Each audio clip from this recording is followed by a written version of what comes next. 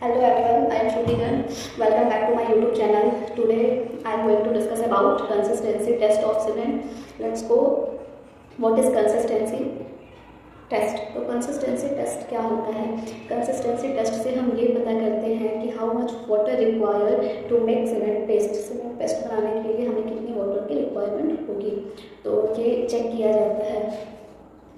So let's go to discuss about consistency test of cement.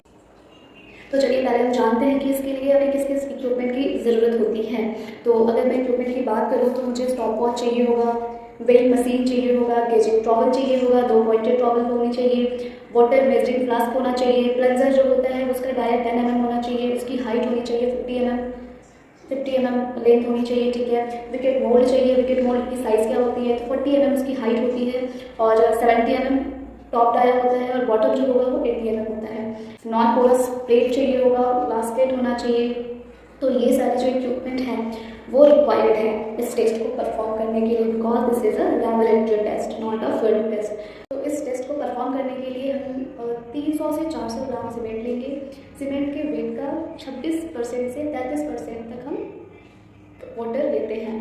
तो अगर हम यहाँ पर 27 पकड़े, अगर हम 27 पकड़ते हैं तो 300 ग्राम सीमेंट का हम 27% निकालते 81 ml हम मेज़र करके मेजरिंग फ्लास्क से वाटर को ऐड करेंगे और उसी वाटर से हम सीमेंट पेस्ट बनाएंगे. उससे थोड़ा भी ज़्यादा नहीं लेंगे वाटर.